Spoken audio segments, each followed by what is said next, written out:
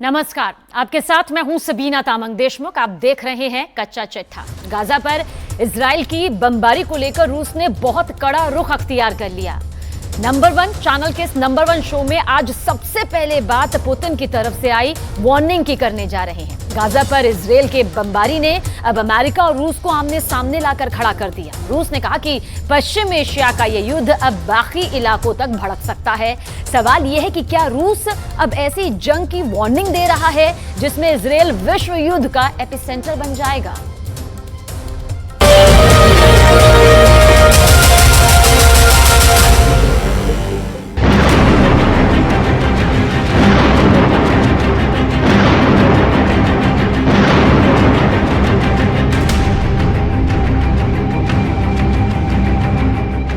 एक तरफ गाजा में बमबारी चल रही है, इजराइल का युद्ध गाजा को पूरी तरह तबाह करने जा रहा है। दूसरी तरफ इजराइल पर हमला करने के लिए लेबनान, सीरिया और ईरान की फौज तैयार बैठी है।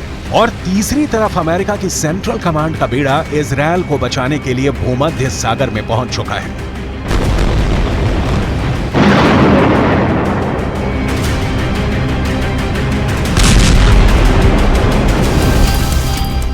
ये अमेरिका का सबसे खतरनाक बेड़ा माना जाता है। यूएसएस फोर्ड यूरोप के आसपास तैनात रहकर उत्तरी अफ्रीका और पश्चिम एशिया में किसी भी वक्त बमबारी के लिए तैयार रहता है। अचानक इस एयरक्राफ्ट में हरकत बढ़ गई है। फाइटर एयरक्राफ्ट लगातार लॉन्च किए जा रहे हैं और इस पर तैनात स्पेशल फोर्स किसी भी वक्त ऑपरेशन के लिए लॉन्च की जा सकती है।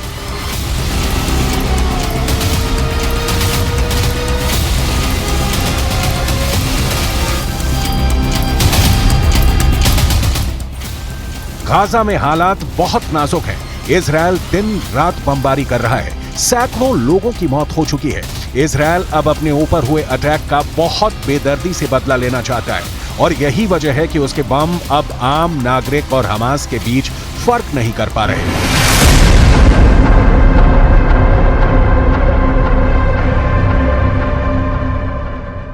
इस वक्त गाजा में जितनी भी इमारतें इजराइल की बमबारी में ढहती जा रही हैं, वहां मलबे से बच्चों और बूढ़ों की लाशें निकाली जा रही हैं। ऐसी हर तस्वीर को देखकर फिलिस्तीन का समर्थन करने वाले देशों में गुस्सा उबाल खा रहा है।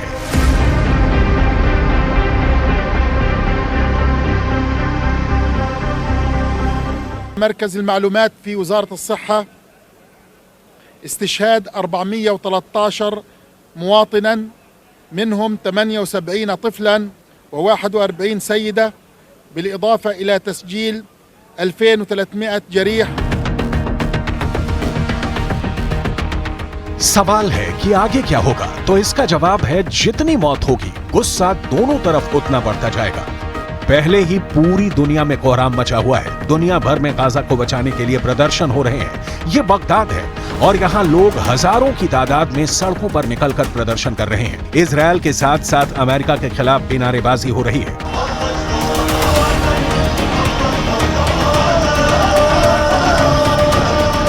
كجماهير المقاومة في العراق ننتظر فقط الأوامر التي تصدر من القيادة لكي نلبي بكل فرح وسرور ونقف جنبا إلى جنب مع أخوتنا في المقاومة الفلسطينية إن شاء الله। ईरान के साथ साथ लेबनान में भी गाजा के लिए समर्थन तेज हो गया है। बेरूत में फिलिस्तीन और हिजबुल्लाह का झंडा लेकर लोग सड़कों पर उतर आए हैं।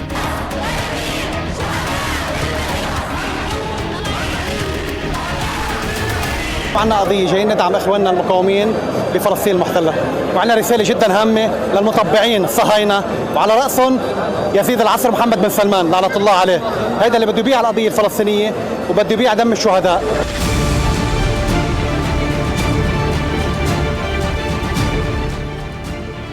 लेकिन हालात तो इजराइल के अंदर भी बहुत नाजुक हैं। सैकड़ों लाशें उठाने के बाद इजराइल अब आर पार करना चाहता है और उसका टारगेट है गाजा और वहां पर मौजूद हमास के अड्डे।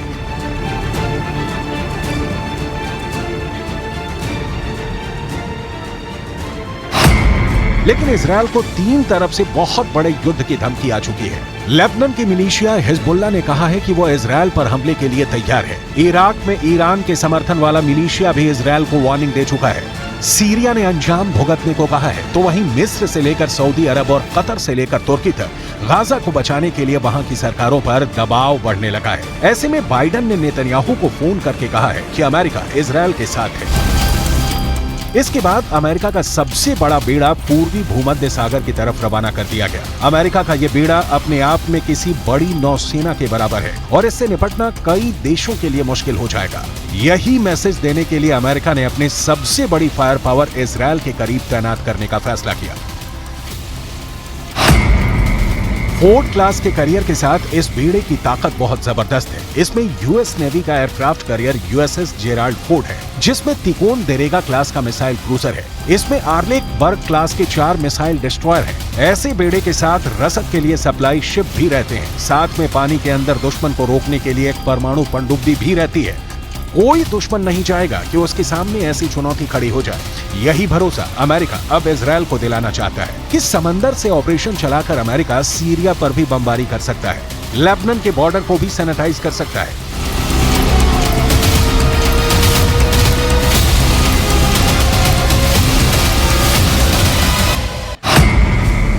इस वक्त ये कैरियर इजरायल के गाजा के पश्चिम में भूमध्य सागर में तैनात रहेगा और वहीं से ऑपरेशन चलाएगा। उसकी रेंज में लेबनान भी होगा, सीरिया भी होगा, तुर्की भी होगा और मिस्र के आसपास का इलाका भी होगा। यहीं से ये इजरायल के एयर स्पेस को सुरक्षित रखेगा और हमला भी कर सकता है। ये सब ऑपरेशन अमेरिका के फोर्ड क्लास का कैरियर और उसके बेड़े में मौजूद बड़े बड़े डिस्ट्रॉयर पूरा कर सकते हैं। ऐसा अमेरिका पहले इराक में कर चुका है, उसने अफगानिस्तान में करके दिखाया है और ईरान को भी वो लगातार धमकी देता रहा है। इजरायल के लिए भी जेराल्ड फोर्ड कैरियर को भेजना एक बड़ा युद्ध छेड़ सकता है।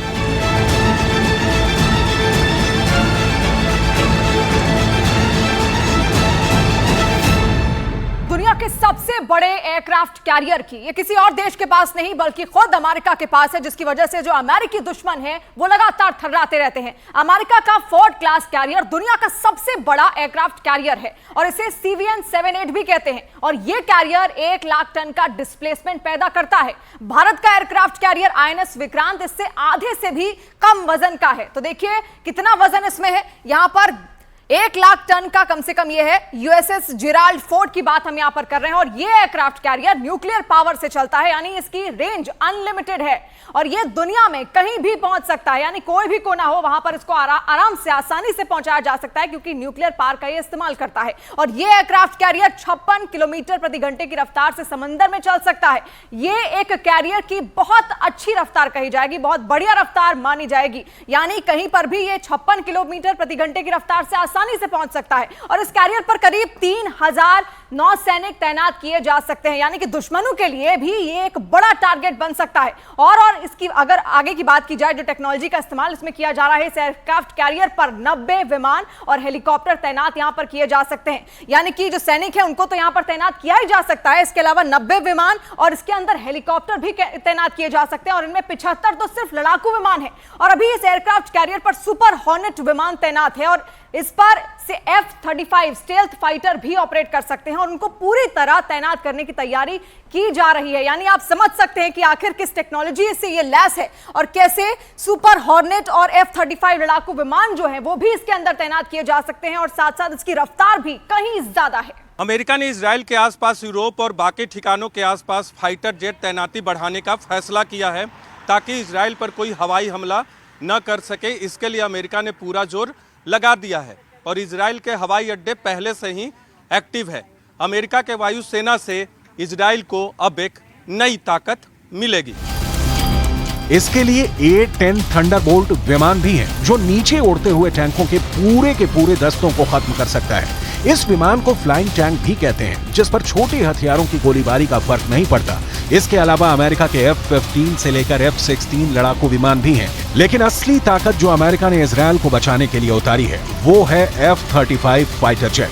ये वो फाइटर जेट है जो इजरायल के पास भी है, लेकिन अभी उनकी तादाद सिर्फ 40 है। लिहाजा मल्टी फ्रंट के लिए इजरायल की वायुसेना को ऐसे बहुत से विमानों की जरूरत पड़ सकती है, जिसकी भरपाई अमेरिका की मदद से पूरी होगी। F-35 का करीब रहना इजरायल के दुश्मनों को दूर रखने में मदद जरूर करेगा।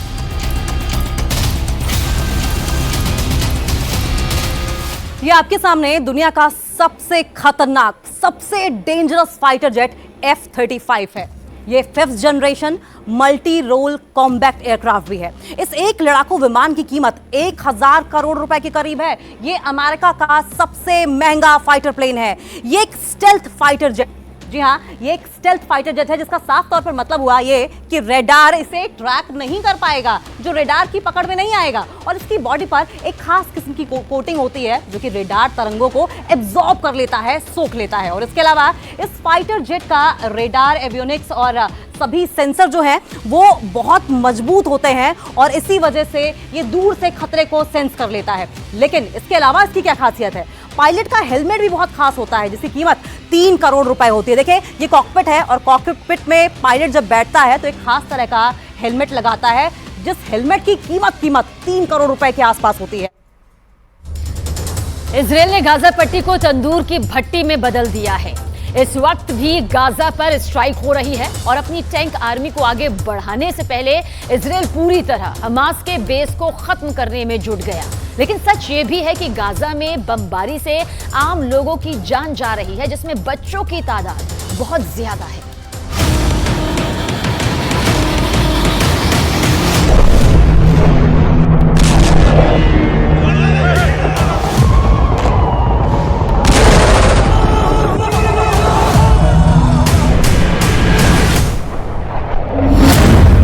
गाजा पट्टी को इजरायल ने आग की भट्टी बना दिया है।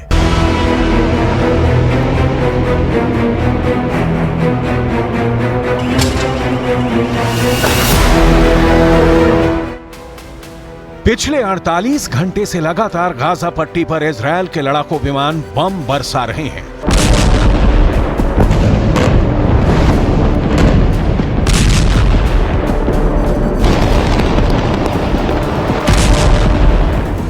गाजा पट्टी के अंदर से लगातार धुआं और आग उठती देखी जा रही है। एक तरफ इजरायल ने अपने मरकाबा टैंकों को गाजा की तरफ रवाना कर दिया है और दूसरी तरफ द टाइम्स ऑफ इजरायल अखबार के मुताबिक गाजा पट्टी पर इजरायल के लड़ाकू विमानों ने 800 ठिकानों पर बमबार्डिंग की है।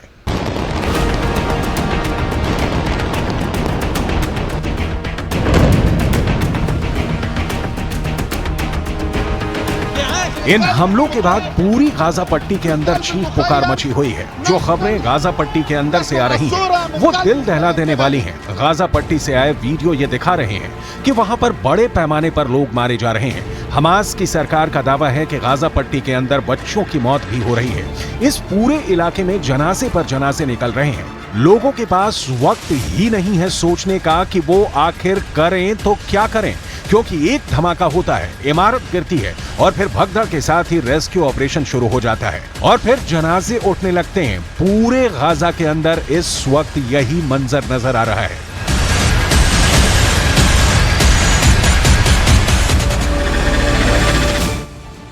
عائلة شملخ كلها بالكامل انبادت. عائلة شملخ بأكملها 14 نفر تحت الرقام. طلعنا 12 وما زال في تحت الرقام ضايل. لحتى الآن ضايلين مش عارفين نطلعهم بدون سابق إنذار. قصفوا البيت بدون سابق إنذار. لا قالوا اخلوا ولا قالوا اطلعوا ولا إشي. ما فجأة اللي سمعنا صوت القصف وصرنا نجري على الدار. لقيناها كلها زي ما هي الدار. ये इजरायल के प्रधानमंत्री का वो गुस्सा है जो गाजा पट्टी के लोगों पर कहर बनकर टूट रहा है। गाजा पट्टी में लगभग 20 लाख लोग रहते हैं, लेकिन इजरायल पर हमास का हमला इतना क्रूर और भयंकर था कि इजरायल के अंदर गुस्से की लहर दौड़ गई।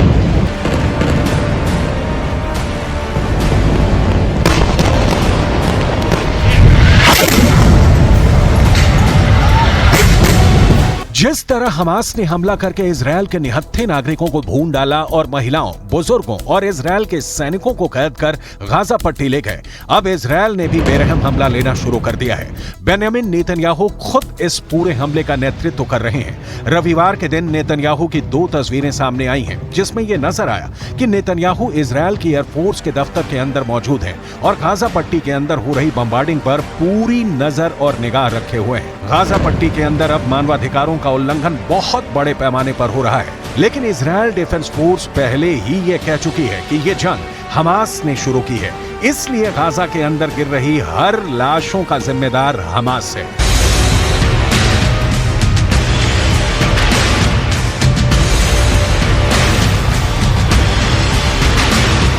इजरायल के प्रधानमंत्री बेंजामिन नेतन्याहू राष्ट्र के नाम संबोधन के वक्त पहले ही ये कह चुके थे कि अब गाजा पट्टी के लोग कहीं और चले जाएं, क्योंकि वो हमास के आखिरी आतंकी को तलाश करेंगे, इसके लिए चाहे जो भी करना पड़े।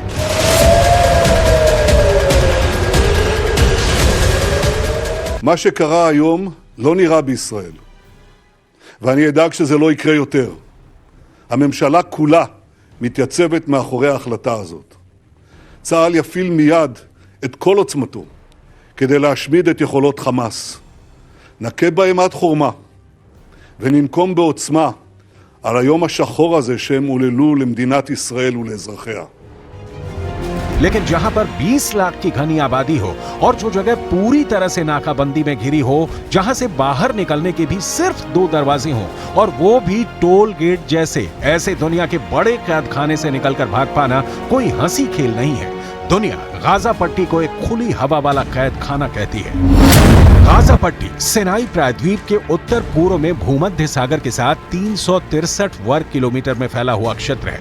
गाजा पट्टी का वो बॉर्डर जो इजरायल से मिलता है, वो बॉर्ब वायर और इलेक्ट्रॉनिक सर्विलांस के जरिए सुरक्षित एक अभेद्य सीमा की तरह नजर आता है। गाजा से बाहर निकलने के लिए 2 गेट हैं। पहला गेट इजरायल की तरफ खुलता है और गाजा का दूसरा गेट इजिप्ट के सिनाई प्रायद्वीप की तरफ खुलता है, जहां पर इजरायल का नियंत्रण ज्यादा है और इजिप्ट का कम।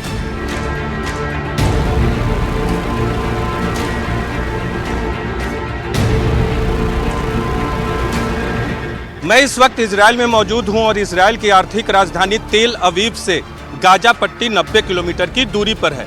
गाजा पट्टी से ही हमास की तरफ से इजरायल पर रॉकेट्स और मिसाइल दागे गए।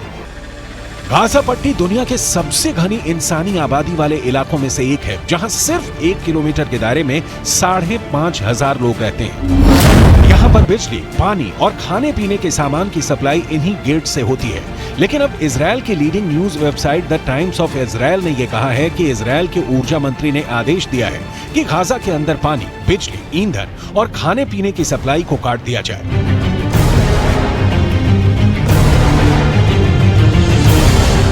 ऐसी स्थिति में यहां रहने वाले 20 लाख लोगों के लिए जीवन का बहुत संकट हो जाएगा। अगर देखा जाए तो इजरायल ने गाजा के 20 लाख लोगों को नाकाबंदी करके घेर लिया है। अनुमान है कि गाजा के अंदर 14,44,000 लोग शरणार्थी कैंप्स में रहते हैं। संयुक्त राष्ट्र के मुताबिक गाजा की 65% से अधिक आबादी गरीबी रेखा के नीचे रहती है। गाजा में 50% लोगों की उम्र 19 साल से कम है। गाजा की 3/4 भूमि खेती योग्य है। 16 साल की नाकेबंदी की वजह से गाजा के अंदर बेरोजगारी की दर 40% तक है। गाजा के अंदर रहने वाले फिलिस्तीनियों का 10वां हिस्सा सामान्य परिस्थितियों में छोटी मोटी नौकरियां करने के लिए हर दिन इजरायल की यात्रा करता है, जहां उन्हें रात भर रुकने की अनुमति नहीं है। 1948 में इजरायल के निर्माण के बाद अगले 2 दशकों तक गाजा पट्टी पर मिस्र का कब्जा रहा, लेकिन 1967 में इजरायल का 6 डे वॉर में अपने अरब पड़ोसियों पर जीत के बाद अगले 38 सालों तक गाजा पट्टी पर इजरायल ने अपना नियंत्रण बनाए रखा। अपने नियंत्रण के दौरान इजरायल ने गाजा पट्टी के अंदर भी 21 यहूदी बस्तियों का निर्माण किया था, लेकिन साल 2005 में अंतर्राष्ट्रीय और घरेलू दबाव के तहत इजरायल ने गाजा से लगभग 9,000 इजरायली निवासियों और अपनी आर्मी को गाजा पट्टी से वापस बुला लिया था, जिससे इस इलाके पर फिलिस्तीन का राज हो गया। लेकिन धीरे धीरे ये पूरा इलाका हमास का गढ़ बन गया। हमास ने अब इजरायल पर बहुत क्रूर हमला किया है, जिसके बाद यहाँ इजरायल के हमलों में बड़ी संख्या में फिलिस्तीनी भी मारे जा रहे हैं।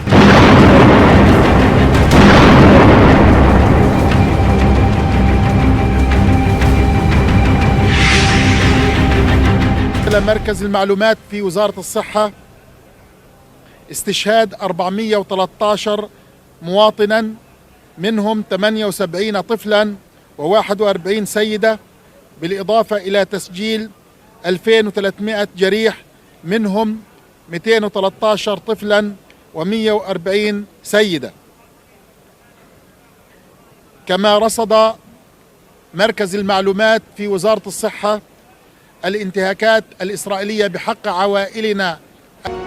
दरअसल इजराइल गाजा पर इतने भीषण हवाई हमले इसलिए कर रहा है क्योंकि वो पूरी तरह से हमास की ताकत को खत्म करना चाहता है। क्योंकि अगर इजराइल गाजा के अंदर अपने टैंक ले जाता है तो फिर ये जरूरी है कि अपने टैंकों को बचाने के लिए पहले गाजा पट्टी के सारे हमास के ठिकाने नष्ट किए जाएं, क्योंकि हमास के पास एंटी टैंक मिसाइल भी हो सकते हैं, जिसकी वजह से इजराइल के टैंकों को बड़ा खतरा भी हो सकता है।